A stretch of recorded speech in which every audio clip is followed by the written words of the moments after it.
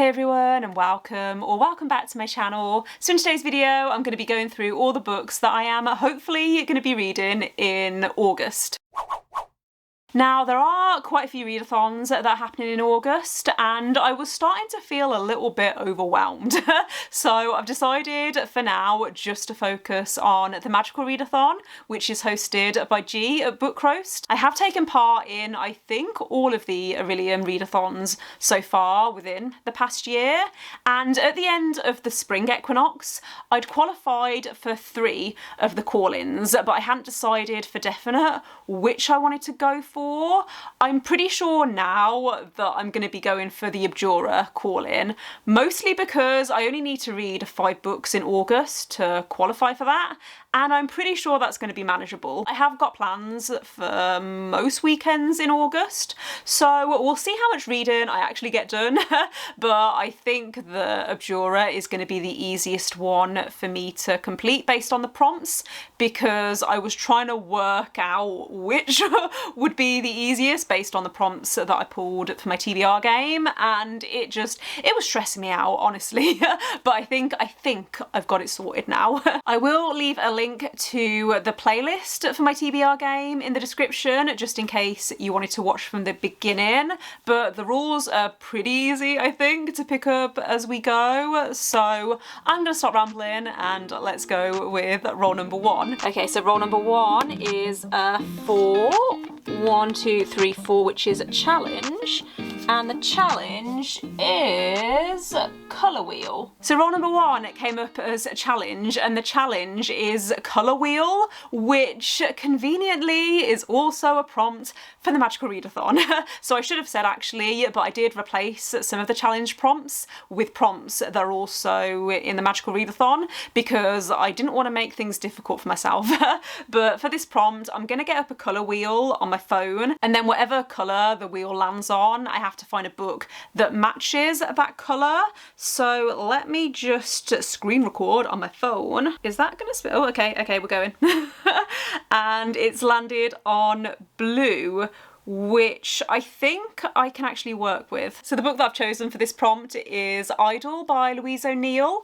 This is, I think, considered contemporary fiction because it's basically about an influencer who releases this essay talking about the sexual awakening that she had as a teenager with her female best friend, and this essay goes viral. I mean, she's a pretty big influencer from what I understand. However, her best friend from back then, who she hasn't spoke to in years, gets in touch with her to say that she remembers things happening very differently, and so it's all to do with working out whose truth is actually a lie. I have read a few books by Louise O'Neill and really enjoyed them. I know that I really like her writing style, and I really like the way that she adds nuance to her stories, so really intrigued about this one. This is quite a new release as well. I'm pretty sure that it only came out earlier this year, and I bought it quite recently as well. I picked it up at Hay Festival a couple of months ago, and I've been really excited to read it because the cover as well is absolutely stunning. Roll number 2 is a 1, which is Other. So roll number 2 landed on Other, and for this I'm going to be picking up Single Bold Female by Laura Price, which again is a new release. I'm pretty sure this also came out this year, and I'm pretty sure it's a new release, I've already said that.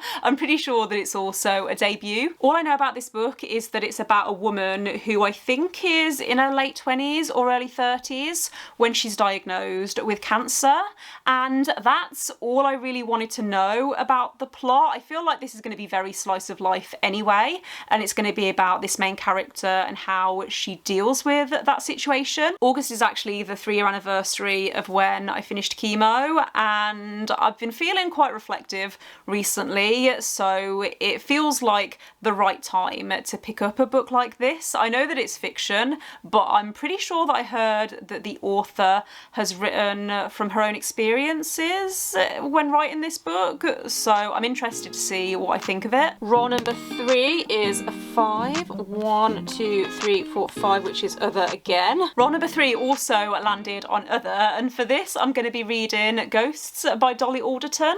So this is, I think, contemporary fiction, and it's about a woman called Nina who's in her early 30s, and I think it's, again, very slice of life, and it's about this woman dating in London in her 30s. I really enjoyed Everything I Know About Love by Dolly Alderton. It's non-fiction, which I don't read very often, but there was just something so relatable about it, so I'm hoping to feel a similar way about this one. Role number 4 is a 3.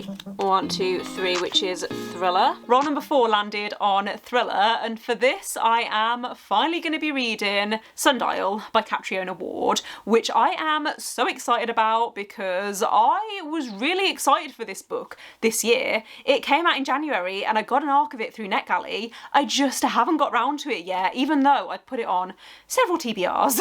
I don't even know what this book is about. I'm pretty sure that it's about a cult, but I really enjoyed The Last House on Needless Street when I read it last year, and I'm hoping that Sundial is going to have those similar spooky, creepy vibes, and that it's just going to have loads of atmosphere, because that is something that I thought Catriona did really well in The Last House on Needless Street. Technically I think this is classed as horror, but for the purpose of this TBR I'm going to class it as a thriller, because one of the magical readathon prompts is to read a book that has bone in the title or bones on the cover, and the US edition of Sundial does have a bone on the cover, so I think I can count it. Rule number 5 is 4. 1, 2, 3, 4, which is romance. Role number 5 landed on romance, and I feel like I might be twisting the prompts a little bit here, but the book that I'm going to use for this role is Kingdom of the Wicked by Kerry Maniscalco, which is a fantasy romance. I don't know how much romance is actually in the first book, but I know that the second book does have a lot more romance, and I really want to read this because, first of all, it's on my list of 10 series that I want to start in 2022, which I'm not doing very well on so far, but also one of the prompts for the Magical Readathon is to read a book that features necromancy, and I don't think this book does have necromancy, but I think it does have dark magic, so I'm stretching the prompt a little bit. All I really know about this book is that it's about a girl who uses dark magic to summon a prince from hell to help her solve a mystery. I think it's also set in Italy or Sicily, and apparently there are amazing descriptions of food, which I'm really excited for because, I mean, I love food, and I especially love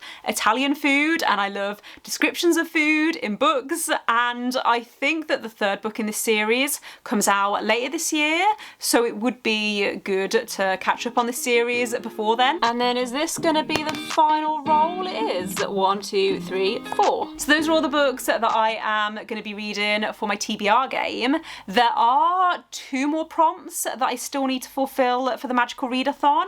The first is to pick a book from someone else's TBR, and I might be cheating a little bit with this one. I think I'm being clever. Some people might disagree, but the book that I've chosen is The Mad Ship by Robin Hobb, which is the second book in the Live Ship Traders trilogy. I read the first book in July, like this month. I finished it a few days ago, and I buddy read it with my boyfriend, so he technically has the second book on his August TBR, so I think I can count that. I mean, if I'm cheating, then I don't want to be not cheating, because I really want to read the second book quite quickly. This is going to take me all month to read because it's over 900 pages and it's very slow paced and it's very character driven, but I really enjoyed the first book. I enjoyed it a lot more than the Farseer trilogy, so I'm really excited to continue this, especially I'm excited to continue it straight away. The final prompt that I need to fulfill is to read a childhood favourite, and this is the one that I'm struggling with because I don't reread books that often, and I don't want to reread a book just for the sake of it, just to fulfill a readathon prompt. So I don't know what I'm going to do about this yet. I mean, I could reread The Hobbit because the Andy Serkis audiobook is available on Scribd and I haven't listened to it yet, but I've heard that it's amazing. I could also reread Pride and Prejudice because I have been thinking about rereading this for a while, and this was one of my favourite books when I was a teenager. It's the only Jane Austen book that I've read, and I'd like to see if I enjoy it as much reading it as an adult. I don't know though, like I said, I'm finding this prompt really difficult. I mean, I don't know whether I would be able to I don't know whether I would be able to read for the first time a book that was someone else's childhood favourite. We'll see what I do about that, but yeah, those are all the books that I am hopefully going to be reading in August. I don't know what's going on outside my house, so I'm sorry if you can hear that noise. Let me know in the comments if you're taking part in the Magical Readathon and what you're planning on reading. Don't forget to give this video a thumbs up if you liked it and click subscribe if you haven't already, and I will see you next time. Bye!